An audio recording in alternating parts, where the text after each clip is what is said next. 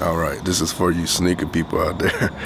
So I want to share my secret with you, and that's the secure app on Samsung phones. You can probably get this on Android phones as well, but this app is already pre-installed on Samsung phones.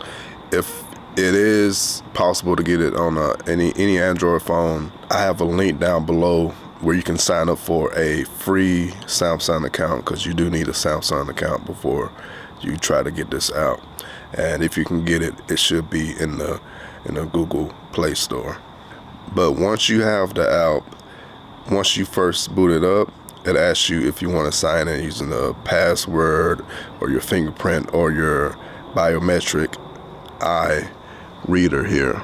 And once you get past all that, from here it's awesome, because it's like it's a whole different mode on the phone. It's like a different phone itself. So you can add apps that you already have installed, or you can install apps from the Google Play Store, but it does require you to sign in and stuff like that. If you just want to bypass that, go ahead and install it on the normal version of your phone, and then once you go to the secure app, you can just add it from here.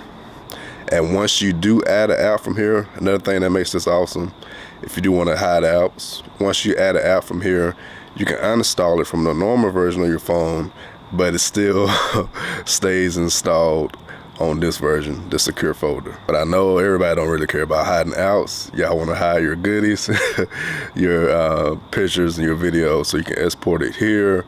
And the same thing applies like the apps. Once you export the picture here, you can delete it in the normal version of the phone, and it only stays here where it's protected. So you can do more than just picture and videos. You can do audio, documents, contact. But if you want an extra layer of security, let me show you something. So if you go to the settings, from the settings, uncheck show icon on apps screen.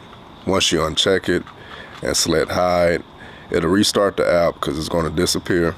Now moving forward, the only way to get to your secure app is by going to the settings, however you get to the settings, then go to biometrics and security, and from here you can see the secure folder. But wait, there's more. So once you go to the secure folder, do your password thing. It seems like to the untrained eye, somebody that's not really tech savvy, it seems like you're still in the settings for some reason. Even myself, I kept going back and forth, because I was like, why am I still in the settings? I thought I opened the app. But this is the secure app. So once you hide the secure app, it only shows this settings type mode. So say if you want to go to your picture gallery to see some pictures you hidden, you have to go to the gallery app in the settings.